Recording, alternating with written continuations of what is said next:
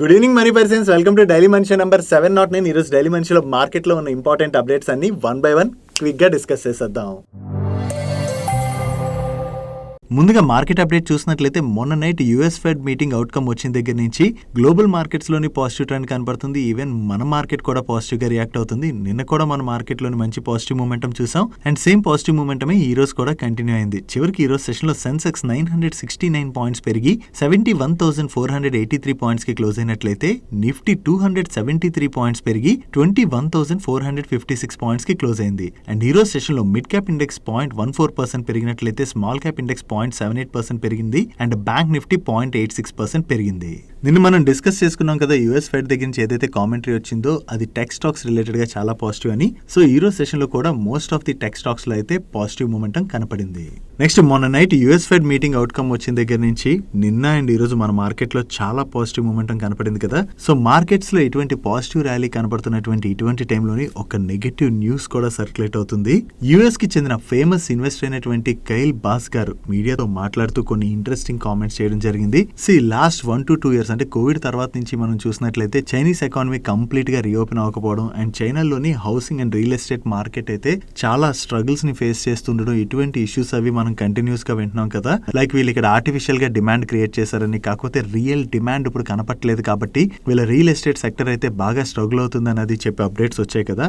వీటి రిలేటెడ్ గానీ ఇప్పుడు కేఎల్ బాస్ గారు మాట్లాడుతూ చైనా రియల్ ఎస్టేట్ సెక్టర్ అయితే ప్రెసెంట్ క్రైసిస్ లో ఉన్నది అండ్ ఫ్యూచర్ లో కూడా వీళ్ళ రియల్ ఎస్టేట్ సెక్టర్ మీద ఇంపాక్ట్ బాగా పడేటువంటి అవకాశం ఉన్నదని చెప్పి కామెంట్ చేస్తున్నారు. అండ్ అంతేకాకుండా ఈ రియల్ ఎస్టేట్ సెక్టర్ ఏదైతే ఇంపాక్ట్ అవుతుందో దాని వలన చైనీస్ బ్యాంకింగ్ సిస్టమ్ కూడా కొలాప్స్ అయ్యేటువంటి అవకాశం ఉన్నదని చెప్పి ఈయన కామెంట్ చేయడం జరిగింది. ఎందుకంటే most of the property owners ఏం చేస్తారు, రియల్ ఎస్టేట్ లో ఇన్వెస్ట్ చేయడానికి బ్యాంకింగ్ సిస్టమ్ నుంచి లోన్స్ అవి తీసుకుంటుంటారు కదా. ఈ లోన్స్ తీసుకున్నటువంటి కంపెనీస్ ఆ లోన్స్ రీపే చేయలేకపోవడం లేదా బాండ్స్ డిఫాల్ట్ చేయడం, ఇటువంటి ఇష్యూస్ అయితే వస్తున్నాయి కదా. సో దీని వలన చైనీస్ బ్యాంకింగ్ సిస్టమ్ కొలాప్స్ అయ్యేటువంటి ప్రమాదం ఉన్నదని చెప్పి ఈయన కామెంట్ చేయడం జరిగింది. ఈ రియల్ ఎస్టేట్ సెక్టర్ న్యూస్ అయితే అందరికీ తెలుసు అండ్ ఇక్కడ రియల్ ఎస్టేట్ కంపెనీస్ కూడా స్ట్రగుల్ అవుతున్నాయి అన్నది మనకు తెలుసు. కానీ చైనీస్ బ్యాంకింగ్ సిస్టమ్ కనుక ఈయన కామెంట్ చేసినట్టుగా కొలాప్స్ అయినట్లయితే దాని వలన అదర్ కంట్రీస్ లో ఉన్నటువంటి బ్యాంకింగ్ సిస్టమ్ మీద కూడా ప్రెషర్ పడేటువంటి అవకాశం ఉన్నది. ఎందుకంటే Chinese economy is a strong economy. So ఇటువంటి స్ట్రాంగ్ ఎకానమీస్ లో గనక క్రైసిస్ వచ్చినట్లయితే కంపల్సరీ ఆ ఇంపాక్ట్ అనేది వేరియస్ ఎకానమీస్ పైన పడేటువంటి అవకాశం ఉన్నది. ప్రస్తుతానికైతే ఇది ఇతని పర్సనల్ ఒపీనియన్ ఇలా షేర్ చేస్తున్నారు. చూడాలి చైనీస్ ఎకానమీలో రికవరీ ఎంత ఫాస్ట్ గా ఉంటుంది అన్నది. ఒకవేళ చైనీస్ ఎకానమీ రికవర్ అవ్వకుండా రియల్ ఎస్టేట్ సెక్టర్ కనుక ఇంకా స్ట్రగుల్ అయినట్లయితే మాత్రం కొంతవరకు వీళ్ళ బ్యాంకింగ్ సిస్టమ్ మీద కూడా దాని ఇంపాక్ట్ పడేటువంటి అవకాశం ఉన్నది.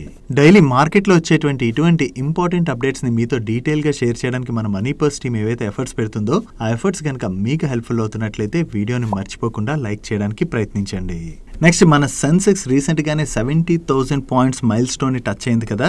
Actually Sensex 60,000 points mile stone ని 2021 సెప్టెంబర్ 24th రోజున టచ్ అవడం జరిగింది. అక్కడి నుంచి 10,000 పాయింట్స్ పెరగడానికి 2 years పైనే టైం పట్టింది. సో ఈ 2 years పీరియడ్ లో 10,000 పాయింట్స్ ఏవైతే పెరిగాయో దీనిలోని ఇన్వెస్టర్స్ కి మంచి వెల్త్ జనరేట్ చేసిన కంపెనీస్ ఏ ఉన్నాయంటే జనరల్లీ మనం చూసినట్లయితే ఈ పీరియడ్ లో కొన్ని స్మాల్ క్యాప్ కంపెనీస్ అయితే చాలా ఎక్కువగా పెరిగాయి. బట్ స్మాల్ క్యాప్ కంపెనీస్ పక్కన పెడితే లార్జ్ క్యాప్ కంపెనీస్ లో మనం చూసినట్లయితే అంబానీ గ్రూప్ కంపెనీస్ ఉన్నాయి, అదానీ గ్రూప్ కంపెనీస్ ఉన్నాయి, ఇలా వేరియస్ కంపెనీస్ ఉన్నాయి కదా. కానీ 10,000 పాయింట్స్ పీరియడ్ లోని అంబానీ, అదానీ, టాటా గ్రూప్ వీటన్నిటినీ కూడా వెనక్కి నెట్టుతూ పబ్లిక్ సెక్టర్ కంపెనీస్ ఏవైతే ఉన్నాయో అవి ఇన్వెస్టర్స్ కి మంచి వెల్త్ జనరేట్ చేయడం జరిగింది. ఈ పబ్లిక్ సెక్టర్ కంపెనీస్ బాగా పెరగడానికి రీజన్స్ కూడా ఉన్నాయి.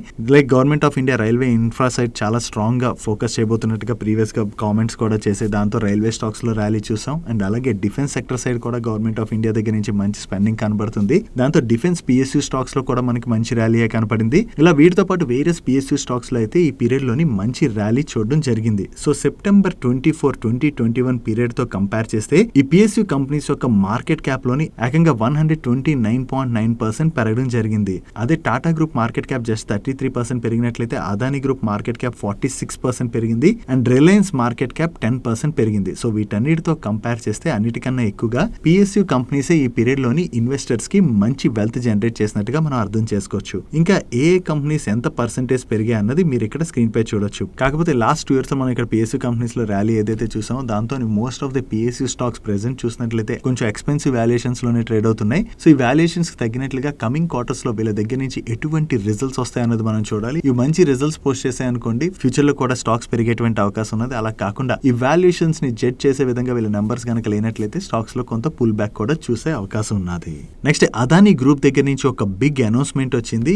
అదానీ గ్రూప్ బీహార్ లో జరుగుతున్నటువంటి బీహార్ బిజినెస్ కనెక్ట్ లో పాల్గొని అదానీ ఎంటర్ప్రైజెస్ యొక్క డైరెక్టర్ అయినటువంటి ప్రణవ్ అదానీ గారు మాట్లాడుతూ ఆల్రెడీ బీహార్ లోని వీళ్ళు వేరే సెక్టర్స్ లో బిజినెస్ రిలేటెడ్ గా 850 కోట్ల వరకు ఇన్వెస్ట్ చేశామని అండ్ ఫర్దర్ గా బీహార్ లో వీళ్ళు various sectors like cement manufacturing, logistic, agro industries ఇటువంటి వాటిలో అన్నిటిలో కలిపి 8,700 కోట్ల రూపాయల వరకు కూడా ఇన్వెస్ట్మెంట్ చేయబోతున్నట్లుగా కామెంట్ చేయడం జరిగింది. సో 8,700 కోట్లు ఇన్వెస్ట్ చేయడం ద్వారా బీహార్ లోని టోటల్ గా డైరెక్ట్ గా అండ్ ఇండైరెక్ట్ గా 10,000 పీపుల్ వరకు కూడా ఎంప్లాయ్మెంట్ జనరేట్ చేసేటువంటి అవకాశం ఉన్నదని చెప్పి ఈయన కామెంట్ చేశారు.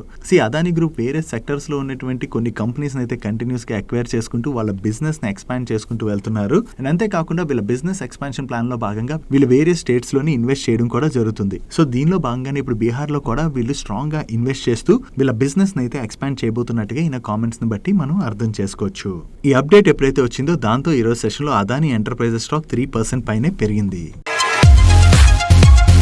Coming to Friday question. Last week Friday question లో భాగంగా మిమ్మల్ని మన ఇండియన్ కంపెనీ ఫస్ట్ మ్యానుఫ్యాక్చర్ చేసినటువంటి కార్ ఏదని అడిగాను. దీనికి ఆన్సర్ అంబాసిడర్ కార్. ఈ అంబాసిడర్ కార్ మీలో చాలా మందికి తెలిసే ఉండొచ్చు. నేనైతే ఈ కార్ లో జర్నీ కూడా చేశాను. మీలో ఎంతమంది ఈ అంబాసిడర్ కార్ లో జర్నీ చేశారు కింద కామెంట్ సెక్షన్ లో కామెంట్ చేయండి. అండ్ ఈ అంబాసిడర్ కార్ ని మ్యానుఫ్యాక్చర్ చేసినటువంటి కంపెనీ పేరు హిందుస్థాన్ మోటార్స్. అండ్ ఈ వీక్ ఫ్రైడే క్వశ్చన్ ఏంటంటే ఎటువంటి వెదర్ కండిషన్ లో అయినా కూడా రాయగలిగేటువంటి పెన్ ఉన్నది. ఆ పెన్ పేరేంటి? దీనికి మీకు ఆన్సర్ తెలిసినట్లయితే కింద కామెంట్ సెక్షన్ లో కామెంట్ చేయండి. లేదా next week Friday daily money షోలోని మీకు దీని ఆన్సర్ షేర్ చేస్తాను. నెక్స్ట్ స్మార్ట్ మీటర్స్ మ్యానుఫ్యాక్చర్ చేసేటువంటి కంపెనీస్ కి రీసెంట్ గా చాలా మంచి ఆర్డర్స్ వస్తున్నాయి కదా. దీనిలో భాగంగా ఇప్పుడు జీనస్ పవర్ వాళ్ళకి 1026 crores వర్త్ ఆర్డర్ వచ్చింది. ఈ ఆర్డర్ లో భాగంగా వీళ్ళు 10 lakh స్మార్ట్ మీటర్స్ ని సప్లై చేసి ఇన్స్టాల్ చేయబోతున్నారు.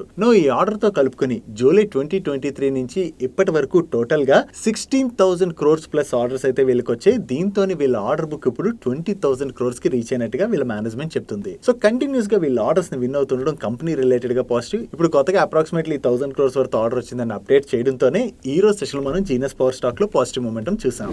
నెక్స్ట్ టెక్స్మాకో రైల్ వాళ్ళకి మినిస్ట్రీ ఆఫ్ రైల్వేస్ దగ్గర నుంచి అప్రాక్సిమేట్లీ 1,374 crores వర్త్ ఆర్డర్ వచ్చింది. ఈ ఆర్డర్ లో భాగంగా వీళ్ళు 3,400 బాక్స్ ONS వ్యాగన్స్ ని మ్యానుఫ్యాక్చర్ చేసి సప్లై చేయబోతున్నారు. మీకు గుర్తున్నట్లయితే నిన్న కూడా Jupiter wagons and oriental rail వాళ్ళకి కూడా సిమిలర్ టైప్ ఆఫ్ ఆర్డర్స్ వచ్చాయి. ఇప్పుడు టెక్స్మాకో రైల్ వాళ్ళకి కూడా ఈ ఆర్డర్ వచ్చిందన్న అప్డేట్ తోనే ఈ రోజు సెషన్ లో ఈ స్టాక్ పాజిటివ్ గా రియాక్ట్ అయింది.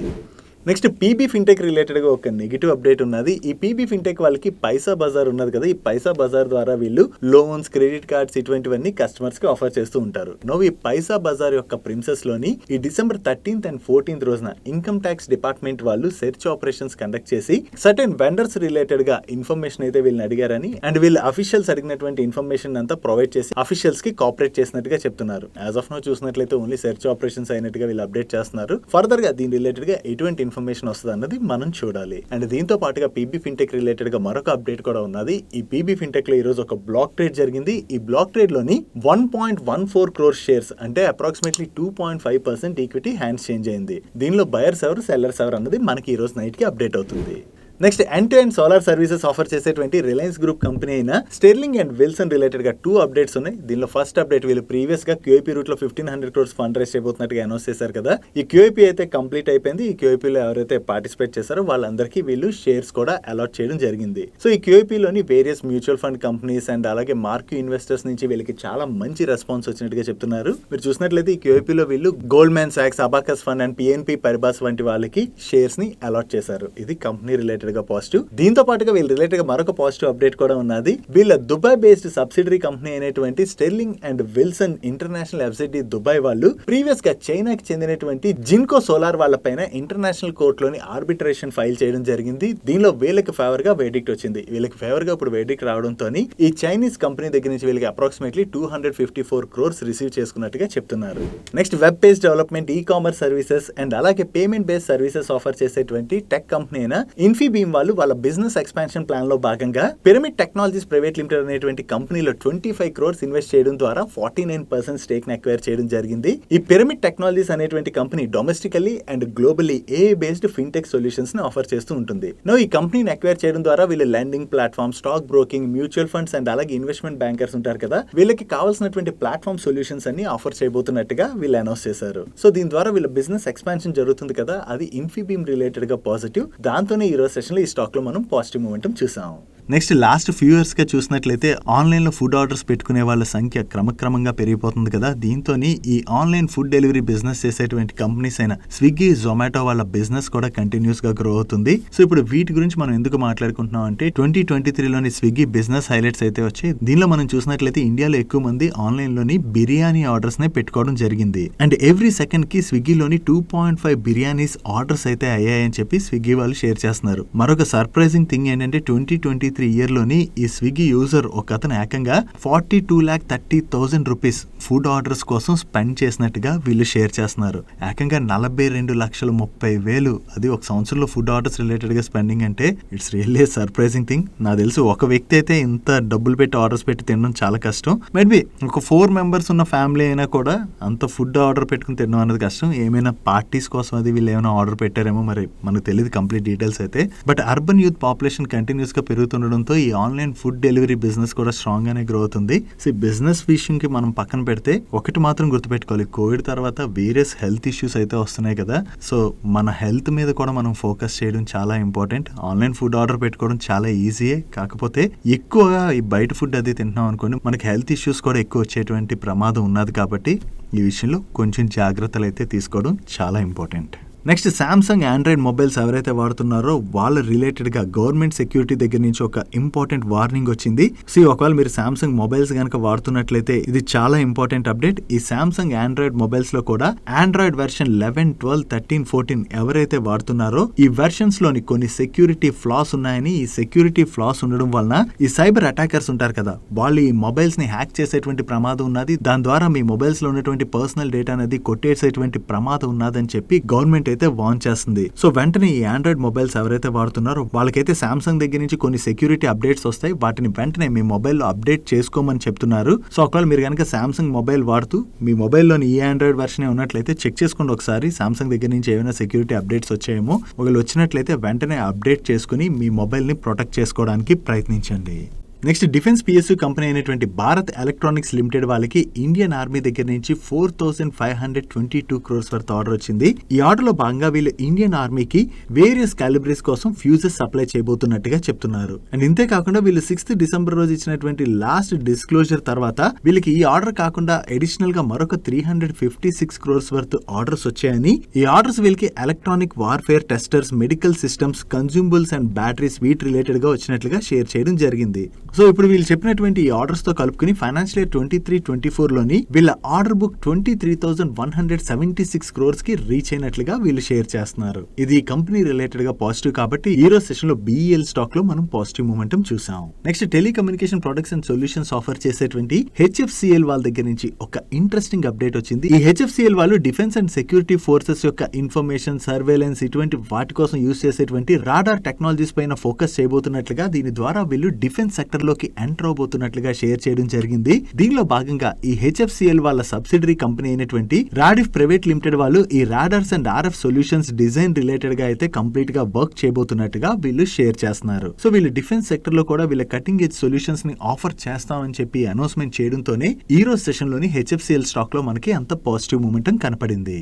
Next wind energy solutions offer చేసేటువంటి సుజలాన్ వాళ్ళ దగ్గర నుంచి ఆర్డర్ రిలేటెడ్ గా ఒక అనౌన్స్మెంట్ వచ్చింది. వీళ్ళకి లీడింగ్ గ్లోబల్ యూటిలిటీ దగ్గర నుంచి 3 మెగావాట్ సిరీస్ రిలేటెడ్ గా 100.8 మెగావాట్ ఆర్డర్ వచ్చినట్లుగా వీళ్ళు షేర్ చేస్తున్నారు. ఈ ఆర్డర్ లో భాగంగా వీళ్ళు 3.15 మెగావాట్ కెపాసిటీతో ఉన్నటువంటి 32 విండ్ టర్బైన్స్ అయితే సప్లై చేయబోతున్నట్లుగా, అండ్ ఈ ప్రాజెక్ట్ ద్వారా ఏదైతే ఎలక్ట్రిసిటీ జనరేట్ అవుతుందో దాన్ని గుజరాత్ ఊర్జా వికాస్ నిగమ్ లిమిటెడ్ కి సప్లై చేస్తామని చెప్పి వీళ్ళు షేర్ చేయడం జరిగింది. వీళ్ళకి ఆర్డర్ వచ్చిందన్న అప్డేట్ తోనే ఈ రోజు సెషన్ లో సుజలాన్ స్టాక్ లో మనకి పాజిటివ్ మూమెంటం కనపడింది.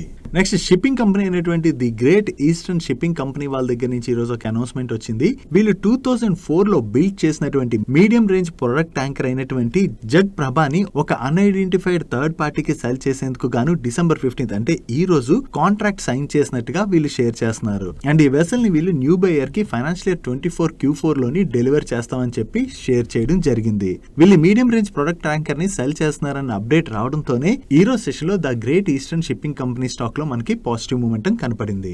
Next sun flag iron and steel company limited వాళ్ళ దగ్గర నుంచి ఒక అనౌన్స్మెంట్ వచ్చింది. వీళ్ళకి మహారాష్ట్ర గడ్చిరోలి డిస్ట్రిక్ట్ లో ఉన్నటువంటి 6 ఐరన్ ఓర్ బ్లాక్స్ రిలేటెడ్ గా government of Maharashtra mining department దగ్గర నుంచి కాంపోజిట్ లైసెన్స్ వచ్చినట్టుగా వీళ్ళు షేర్ చేస్తున్నారు. సో ఇప్పుడు వీళ్ళకి లైసెన్స్ వచ్చింది కాబట్టి ఈ 6 ఐరన్ ఓర్ బ్లాక్స్ లోని వీళ్ళు మైనింగ్ చేసుకునేటువంటి అవకాశం ఉన్నది. సో ఇది కంపెనీ రిలేటెడ్ గా పాజిటివ్ కాబట్టి ఈ రోజు సెషన్ లో sun flag iron and steel stock లో మనకి పాజిటివ్ మూమెంటం కనపడింది. నెక్స్ట్ ఈ రోజు సెషన్ లో కేఫ్ ఇంటెక్ స్టాక్ 4% పైన కరెక్ట్ అయింది కదా. దీనికి రీజన్ ఏంటంటే ఈ రోజు మార్నింగ్ ఈ కేఫ్ ఇంటెక్ స్టాక్ లోని 2 లార్జ్ ట్రేడ్స్ జరిగి ఈ లార్జ్ ట్రేడ్స్ లో ఏకంగా 20% ఈక్విటీ హ్యాండ్స్ చేంజ్ అవడం జరిగింది. ఈ లార్జ్ ట్రేడ్ లోని జనరల్ అట్లాంటికా వాళ్ళు సెల్ చేసినట్లుగా ప్రస్తుతానికి అయితే అప్డేట్స్ వస్తున్నాయి. కాకపోతే ఈ లార్జ్ ట్రేడ్ లోని సెల్లర్స్ ఎవరు బయర్స్ ఎవరు అన్నది మనకి ఈ రోజు నైట్ కి అప్డేట్ అవుతుంది. సో దీనిలో సెల్లర్స్ ఎవరు బయర్స్ ఎవరు అన్నది మనం చూడాలి. సో కేఫ్ ఇంటెక్ లోని బ్లాక్ ట్రేడ్ లో ఈ 20% ఈక్విటీ హ్యాండ్స్ చేంజ్ అవడంతోనే ఈ రోజు సెషన్ లో ఈ స్టాక్ లో మనం ప్రెషర్ చూసాం. నెక్స్ట్ ఇన్ఫ్రా కంపెనీ అయినటువంటి జయకుమార్ ఇన్ఫ్రా ప్రాజెక్ట్స్ లిమిటెడ్ వాళ్ళకి చెన్నై హైవే డిపార్ట్మెంట్ వాళ్ళ దగ్గర నుంచి ఈపీసీ మోడ్ లోని 4 లేన్ ఎలివేటెడ్ కారిడార్ ని కన్స్ట్రక్ట్ చేసేందుకు గాను ఆర్డర్ వచ్చింది. ఈ ఆర్డర్ యొక్క వాల్యూ అప్రాక్సిమేట్లీ 582,68,40,000 రూపీస్. ఈ ఆర్డర్ ని వీళ్ళు నెక్స్ట్ 24 months లోని కంప్లీట్ చేయవలసి ఉన్నది. సో వీళ్ళకి 582 crores వర్త్ ఆర్డర్ వచ్చిందన్న ఈ అప్డేట్ తోనే ఈ రోజు సెషన్ లో Jayakumar infra project stock positive గా రియాక్ట్ అయింది. నెక్స్ట్ ఈ రోజు సెషన్ లో సిఎన్బిసి వాళ్ళ దగ్గర నుంచి ఒక ఇంట్రెస్టింగ్ అప్డేట్ వచ్చింది. Mines ministry notified private exploration agencies ఏవైతే ఉంటాయో వాటికి ఇక్కడ నుంచి డైరెక్ట్ గా ఎక్స్ప్లోరేషన్ ప్రాజెక్ట్స్ ని శాంక్షన్ చేయబోతున్నట్టుగా వీళ్ళైతే అప్డేట్ చేస్తున్నారు. ఒకవేళ మైన్స్ మినిస్ట్రీ దగ్గర నుంచి ఎక్స్ప్లోరేషన్ ప్రాజెక్ట్స్ రిలేటెడ్ గా డైరెక్ట్ శాంక్షన్స్ వచ్చినట్లయితే అవి ప్రైవేట్ ఎక్స్ప్లోరేషన్ ఏజెన్సీస్ రిలేటెడ్ గా పాజిటివ్ కాబట్టే ఈ అప్డేట్ రావడంతో ఈ రోజు సెషన్ లో Hindustan oil exploration stock positive గా రియాక్ట్ అయింది. అండ్ ఈ హిందుస్థాన్ ఆయిల్ ఎక్స్ప్లోరేషన్ తో పాటు ఏవైతే ప్రైవేట్ ఎక్స్ప్లోరేషన్ ఏజెన్సీస్ ఉంటాయో వాటన్నిటికీ కూడా ఈ అప్డేట్ ని మనం పాజిటివ్ గా అర్థం చేసుకోవచ్చు. Next Zee Sony merger related గా ఒక ఇంపార్టెంట్ అప్డేట్ వచ్చింది. ఈ జీ సోనీ మర్జర్ ని ఎన్సీఎల్టీ అప్రూవ్ చేయడంతో దానికి అగైనిస్ట్ గా ఎన్సీఎల్టీ వాళ్ళు ఇచ్చినటువంటి వర్డిక్ట్ కి అగైనిస్ట్ గా axis finance and IDBI bank వాళ్ళు ఎన్సీఎల్ఏటీ లోని ఛాలెంజ్ చేయడం జరిగింది. కాకపోతే ఎన్సీఎల్ఏటీ వాళ్ళు కూడా ఈ మర్జర్ ని ఆపివేయాలని చెప్పి వీళ్ళు ఏదైతే ఛాలెంజ్ చేశారో దాన్ని అయితే రిఫ్యూజ్ చేయడం జరిగింది. కానీ ఈ జీ సోనీ మర్జర్ రిలేటెడ్ గా వీళ్ళు ఏవైతే అప్పీల్ చేసుకున్నారో ఆ అప్పీల్ రిలేటెడ్ గా కేసును అయితే January 8th రోజున ఎన్సీఎల్ఏటీ వాళ్ళు హీరింగ్ కి తీసుకుంటున్నట్లుగా అనౌన్స్ చేయడం జరిగింది. సో January 8th రోజున ఎన్సీఎల్ఏటీ లోని ఇరు వర్గాల వాదనలు విన్న తర్వాత ఎన్సీఎల్ఏటీ దగ్గర నుంచి ఎటువంటి వర్డిక్ట్ వస్తుంది అన్నది మనం చూడాల్సి ఉన్నది. ఈ జీ సోనీ మర్జర్ చాలా రోజుల నుంచి అలా పెండింగ్ పడుతూనే ఉన్నది వేరియస్ ఇష్యూస్ వలన. ఇవి 1 by 1 ఇష్యూస్ అయితే క్లియర్ అవుతున్నాయి. ఫైనల్లీ ఇప్పుడు ఎన్సీఎల్ఏటీ దగ్గర నుంచి ఎటువంటి వర్డిక్ట్ వస్తుంది అన్నది మనం చూడాలి. నెక్స్ట్ డ్రోన్స్ మ్యానుఫ్యాక్చర్ చేసేటువంటి డ్రోనాచార్య వాళ్ళకి మినిస్ట్రీ ఆఫ్ డిఫెన్స్ దగ్గర నుంచి ఒక కాంట్రాక్ట్ వచ్చినట్టుగా వీళ్ళు షేర్ చేస్తున్నారు. ఈ కాంట్రాక్ట్ లో భాగంగా జమ్మూ అండ్ కాశ్మీర్ బాల్రా NCPATS లోని వీళ్ళు డ్రోన్ సిమ్యులేటర్స్ ని సప్లై చేసి ఎగ్జిక్యూట్ చేయబోతున్నట్టుగా వీళ్ళు షేర్ చేయడం జరిగింది. సో మినిస్ట్రీ ఆఫ్ డిఫెన్స్ దగ్గర నుంచి వీళ్ళకి కాంట్రాక్ట్ వచ్చిందని చెప్పి అప్డేట్ ని రిలీజ్ చేయడంతోనే ఈ రోజు సెషన్ లో డ్రోనాచార్య స్టాక్ పాజిటివ్ గా రియాక్ట్ అయింది. నెక్స్ట్ ఇండియా అండ్ యూకే మధ్యన ఫ్రీ ట్రేడ్ అగ్రిమెంట్ రిలేటెడ్ గా చాలా రోజుల నుంచి డిస్కషన్స్ అయితే నడుస్తున్నాయి కదా. ఈ free trade agreement coming elections లోపే కంప్లీట్ చేయడానికి మన ఇండియన్ గవర్నమెంట్ అయితే ప్రయత్నిస్తుంది. అండ్ వన్స్ ఈ 2 కంట్రీస్ మధ్యన ఫ్రీ ట్రేడ్ అగ్రిమెంట్ కనుక జరిగినట్లయితే చాలా సెక్టర్స్ లో ఉండేటువంటి కంపెనీస్ దాని వల్ల బెనిఫిట్ పొందనున్నాయి. నో ఈ ఫ్రీ ట్రేడ్ అగ్రిమెంట్ లో భాగంగా 13th round of negotiations September 18th నుంచి అవుతున్నాయని అండ్ వీటిలోని మెజారిటీ ఆఫ్ ది చాప్టర్స్ లో కొన్ని అయితే ఆల్రెడీ క్లోజ్ అయిపోయి అండ్ మరికొన్ని అడ్వాన్స్ స్టేజ్ నెగోషియేషన్స్ లో ఉన్నట్లుగా అండ్ వీటి రిలేటెడ్ గానీ ఇప్పుడు ఇండియన్ డెలిగేట్స్ అయితే యూకే కి వెళ్లి ఈ నెగోషియేషన్స్ లో పార్టిసిపేట్ చేస్తున్నారు. సో ఈ నెగోషియేషన్స్ కనుక సక్సెస్ఫుల్ అయినట్లయితే త్వరలోనే ఇండియా అండ్ యూకే మధ్య ఈ ఫ్రీ ట్రేడ్ అగ్రిమెంట్ జరిగేటువంటి అవకాశం ఉన్నదని బ్లూంబర్గ్ వాళ్ళు కామర్స్ మినిస్ట్రీ సోర్సెస్ ద్వారా వీళ్ళకి తెలిసినటువంటి ఇన్ఫర్మేషన్ ని షేర్ చేస్తున్నారు. ఒకవేళ త్వరలోనే ఇండియా అండ్ యూకే మధ్యన ఈ ఫ్రీ ట్రేడ్ అగ్రిమెంట్ కనుక కంప్లీట్ అయినట్లయితే చాలా కంపెనీస్ దాని వల్ల బెనిఫిట్ పొందబోతున్నాయి. సో హోప్ఫుల్లీ త్వరగా ఇది కంప్లీట్ అవ్వాలని కోరుకుందాం. That's it for today's Daily Munch. ఈరోజు డైలీ మంచ్ లో మేము షేర్ చేసిన ఇన్ఫర్మేషన్ మీకు నచ్చినట్లయితే ఈ వీడియో లైక్ చేయండి అండ్ ఈ video me friends and family members helpful అవుతుంటే ఈ వీడియోని వాళ్ళకి షేర్ చేయండి. అండ్ మీరు ఇదే ఫస్ట్ టైం మన మనీపర్ ఛానల్కి వచ్చి ఛానల్ ఇంకా సబ్స్క్రైబ్ చేయాలన్నట్లయితే ఇక్కడ ఉన్న ఛానల్ లోగో మీద క్లిక్ చేసి ఛానల్ సబ్స్క్రైబ్ చేస్తూ పక్కన బెల్ ఐకాన్ లో ఆల్ నోటిఫికేషన్స్ యాక్టివేట్ చేసుకోండి. నేను చంద్రశేఖర్ పత్రి మరొక ఇంట్రెస్టింగ్ వీడియోతో కలుద్దాం. Good night.